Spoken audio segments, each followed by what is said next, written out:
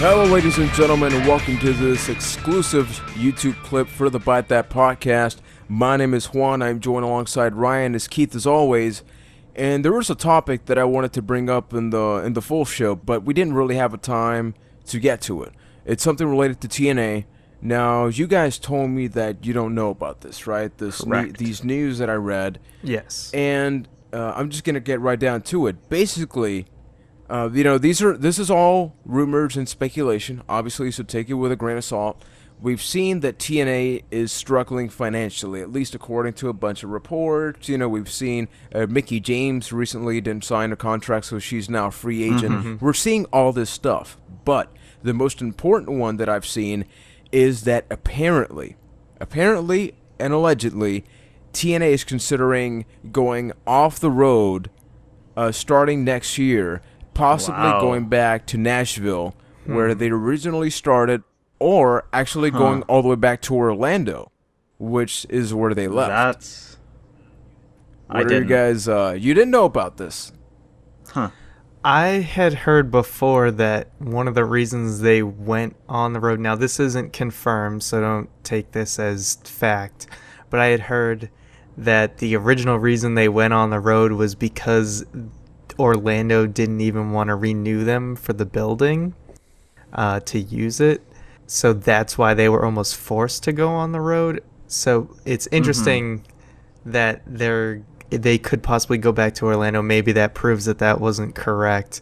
But honestly, to be financially sustainable, they probably have to go back to one location because clearly they are suffering right now, and if they want to avoid just flat out going out and just being canceled off of Spike TV or whatever financial reasons, they probably need to go back to one location because it's very clear that they are in a horrible situation right now.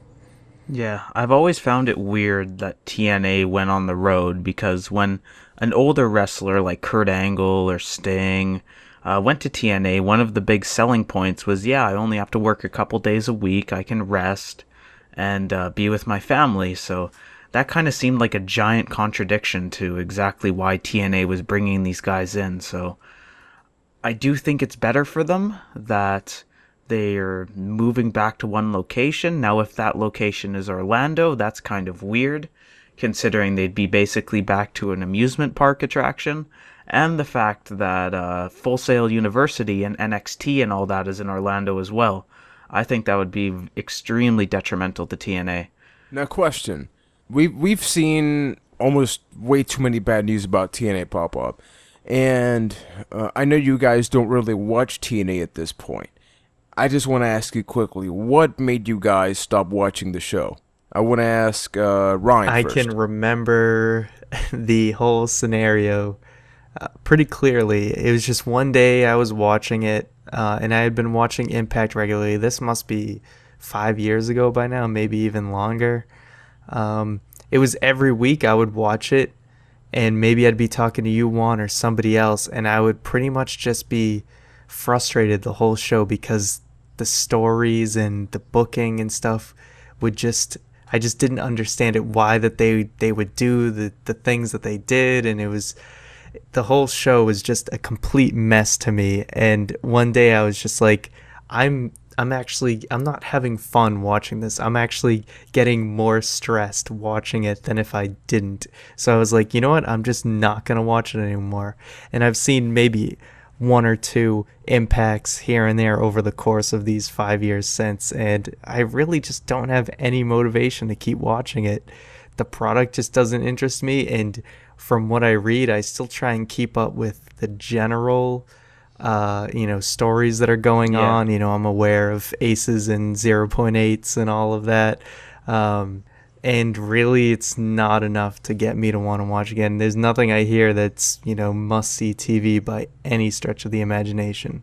Yeah, it was the exact same thing for me. There was back about 4 or 5 years ago, there was that feeling that you wanted TNA to succeed, because even though around all of the bad stuff that you didn't really understand, there was always that one or two good things that you just loved, and you just wanted TNA to be all of that. and none of this bad crap. But they just kept going with the bad and the bad, and it just got old after a while. And yeah, like every now and then I do watch the clips on YouTube, but other than that, I've given up completely. I mean, at least 5 or so years ago, you could say a lot of the talent was the reason you were watching it, but now it seems like the well is almost dried up and WWE has snatched a lot of the great young stars now. So now it's, the talent pool is certainly thinned by this point. I would actually really strongly disagree with that. I think that TNA has a lot of great talent. They have Bobby Roode, they have Daniels, they have Kazarian. They still have AJ Styles, who I have a huge issue that I'll get to in a moment. And they still, have, the Sting, Kurt Angle, and all that. So they definitely have a good pool of talent. I think the problem is that the magic of holy crap, Kurt Angle is in TNA is long gone. The magic of, hey, it's Sting in TNA. It's like, that's been the case for years. Even Hulk Hogan, even he's another one where it's like, so what now? And I think TNA's stuck in this really, really tight spot, and I feel bad for them because they do try a lot. They have different backstage segments. They have a different arena layout. They are an alternative product, but I don't think it's enough to really justify gaining new fans. It's really hard for me. I went to a TNA house show back in, I think it was 2007 in Puerto Rico, and I loved that show. And I'll go as far as to say that was my favorite live experience ever. And I've gone to WWE pay-per-views. I mean, I went to WrestleMania with you, Keith. But when it comes to match quality, that TNA show was amazing. Yet for some reason, I just can't see that in Impact Wrestling, To go the back TV to the show. talent real quick, is a lot of the names you dropped, though, are names, they're not the young talent anymore that they were 5 years ago. I mean, think about this. Think about 5 or 6 years ago what WWE's roster looked like from today, and then think about TNA's roster from today and 5 or 6 years ago. You'd probably find that the TNA roster is very, very similar to how it is now, and the WWE one is very different. Yeah, I mean, the main event Mafia is back, which is, like, that was there 5 years ago. Like, I think the biggest difference between WWE and TNA is that TNA never really mixed up their roster. They just mixed up the gimmicks that roster did. It's all the same guys. Like, we're still seeing matches between Samoa Joe, AJ Styles, now Austin Aries is there, Christopher Daniels, Sting, Kurt Angle, all of them. And with WWE, you have new guys come up. Like in the last 5 years, CM Punk got huge. Daniel Bryan's getting huge. It's two completely different things. I think you said the absolute perfect point, which is that they're not changing the talent, they're changing the gimmicks. Perfect example. And this is where I'm sorry I have to rant a little bit, and this is as far as I can go with TNA. AJ Styles. AJ Styles, for the lack of a better term, and you guys can, you watched a lot of this. He has been whored to death when it comes to characters. He has been Prince the AJ. Nature Boy AJ Styles. He has been mentally challenged AJ Styles. Did you say Prince mentally AJ challenged? Styles. Recently, he was Yeah, I missed that one too. with Tomko. Yeah, jeez, maybe I gotta go back and watch that. Yeah, they should release a chronicle of AJ Styles gimmicks, or like an action figure set of each one, just with the different facial expression. But the thing and the tipping point, emo AJ Styles. I'm like, you know what? AJ Cryles. Emo AJ Styles. Okay, they're finally sort of having AJ mature a little bit, be a little bit more serious. Maybe he's going to be a more ground and pound style. Maybe they're actually going to change his wrestling as opposed to just mess around with his character and go right back. Kurt Angle goes into rehab. I get it. It's not TNA's fault. Kurt Angle has an issue. He's getting it solved, and I really, really hope he overcomes that. I deal with a lot of mental health and substance abuse stuff in my personal life with my work. And, Yeah, not with you. Let's make that clear. Yeah, not with me. Yeah, not with me. Yeah, I do want to clarify that. But that seeing a guy that I grew up watching, having those issues, definitely I want him to get better. But out of any option, that TNA does. They're investing months. And I'm talking to, it's not a lot of time, but like 3 to 4 months with this AJ Styles for no reason. There's no explanation at all. AJ Styles comes out in emo, and then at one point he just flips his hood. He's back to being phenomenal AJ Styles for no reason, no explanation. And then what do? Then they decide to do a pipe bomb thing, and I'm like, okay. AJ Styles, I'm sorry. To be fair, it's more like a fizzle. Yeah, it's like a little like a smoke bomb type of thing, really. AJ Styles has never really been one to cut a great promo. And in a promo where he was supposed to get cheered, he was getting booed horribly. Yeah. And I am saying horribly by the crowd because he was talking like a heel, acting like a face. That doesn't make sense. And I know it doesn't make sense because it didn't. That to me was the point where I'm like, I have better like investing my time watching old WWF footage than watching TNA footage that they don't give me as a fan to invest time to this character that they change for whatever the hell reason without really giving me a time to either accept or deny the change. Yeah. What exactly did AJ Styles say that got the crowd to boo him? Because I haven't seen that promo.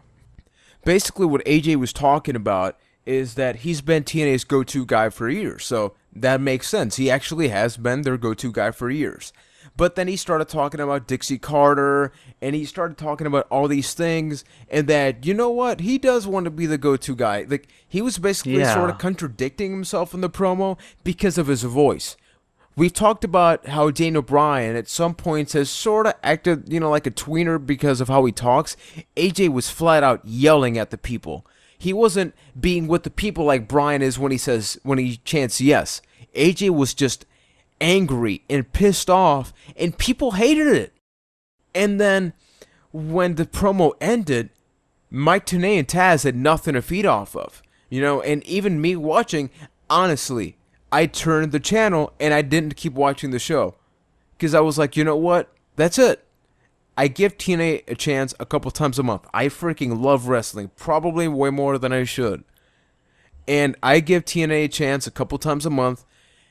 I'm just sick of it. I am so sick of the fact, and I'm sorry for ranting like this, but I'm so sick of the fact that TNA has a legitimate chance to be an alternative product, and I don't think their audience is going to grow that much. But when you don't even give me a chance, I get a quick question for you guys, actually. There was an interview, and this does have to do with TNA, don't worry. There was an interview with Daniel Bryan recently. I don't know if you guys saw it. It was just after Night of Champions. Did you either guys see that? It was like with the news channel. No, I did not.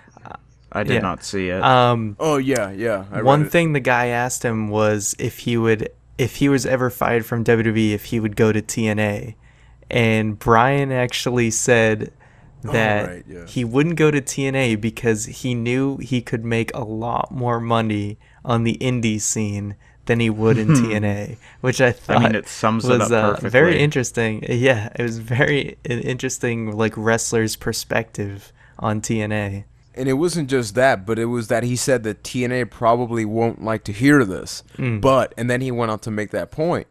And it's true, you have more freedom as an independent wrestler than you do wrestling for this inconsistent company. Especially now that maybe they're going back to one location. I mean, what if you have a family? Keith, you were talking about this.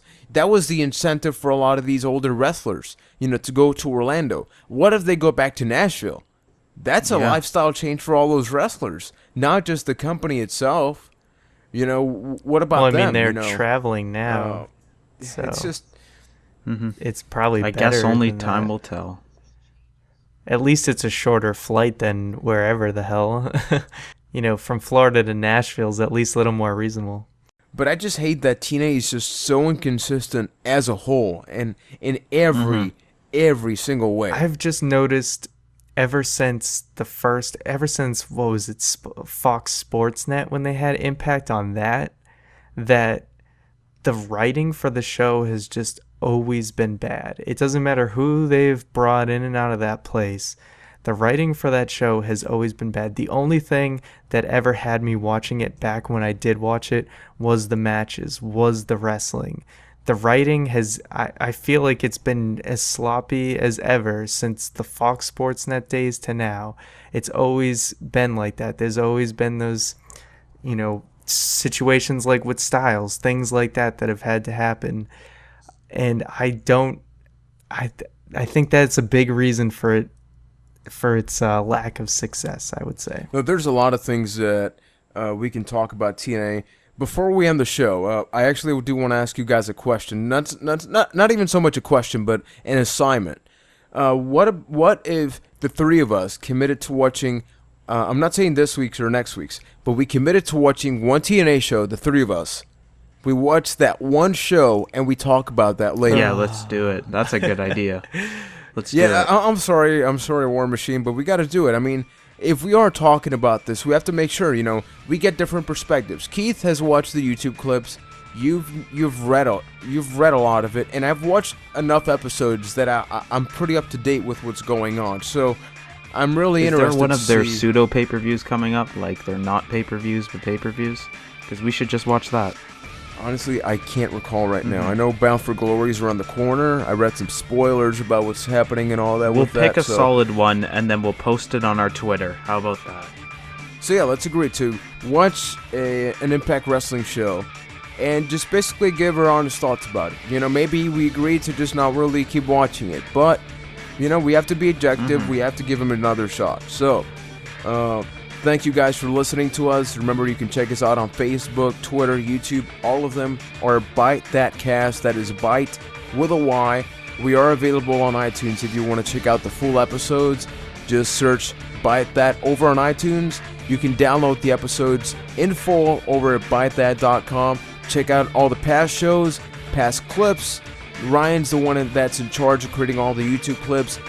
Ask us any questions on Twitter, on YouTube. It doesn't really matter if it's good or bad. We really just love wrestling. We want to get your feedback in any way that we can sort of connect with you guys. See what you guys think about us. We're more than welcome shoot us an email to have that at bytethatcast@gmail.com if you don't agree with something we said about TNA. If you've been watching it for a while and maybe we missed something, we'd love to hear it.